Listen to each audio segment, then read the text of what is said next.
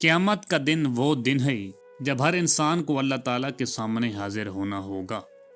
اس دن نہ دولت کام آئے گی، نہ طاقت، اور نہ ہی کوئی سفارش بغیر اللہ کے حکم کی ممکن ہوگی۔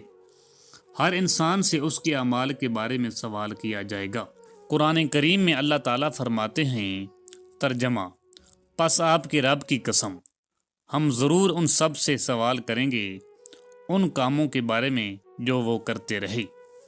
لیکن سوال یہ پیدا ہوتا ہے کہ سب سے پہلا سوال کون سا ہوگا؟ نبی کریم صلی اللہ علیہ وآلہ وسلم نے اس بارے میں واضح ارشاد فرمایا۔ حضرت ابو ہریرہ رضی اللہ تعالی عنہ سے روایت ہے کہ رسول اللہ صلی اللہ علیہ وآلہ وسلم نے فرمایا، قیامت کے دن بندے سے سب سے پہلے اس کی نماز کے بارے میں سوال کیا جائے گا۔ اگر نماز درست ہوئی تو باقی اعمال بھی درست ہوں گے، اور اگر نماز خراب ہوئی تو باقی اعمال بھی خراب ہو جائیں گے۔ اس حدیث سے معلوم ہوتا ہے کہ نماز اسلام کا سب سے اہم ستون ہے۔ یہی وجہ ہے کہ قیامت کے دن سب سے پہلے اسی کا حساب لیا جائے گا۔ قرآن کریم میں بھی نماز کی بہت زیادہ تاکید کی گئی۔ اللہ تعالیٰ فرماتے ہیں، ترجمہ: نماز قائم کرو اور زکوٰۃ ادا کرو۔ نماز صرف ایک عبادت نہیں بلکہ یہ اللہ اور بندے کے درمیان تعلق کو مضبوط کرنے کا ذریعہ ہے۔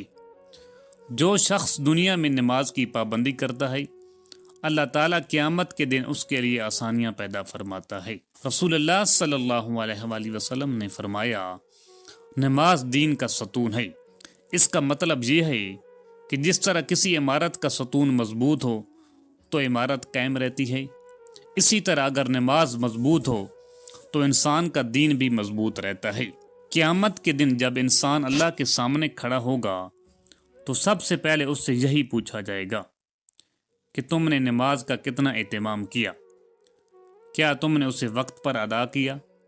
کیا تم نے اسے خلوص اور خشوع کے ساتھ پڑھا؟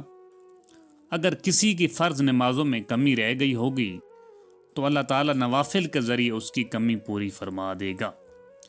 یہ ہمیں ایک بہت بڑی نصیحت ہے کہ ہمیں اپنی زندگی میں نماز کو سب سے زیادہ اہمیت دینی چاہیے۔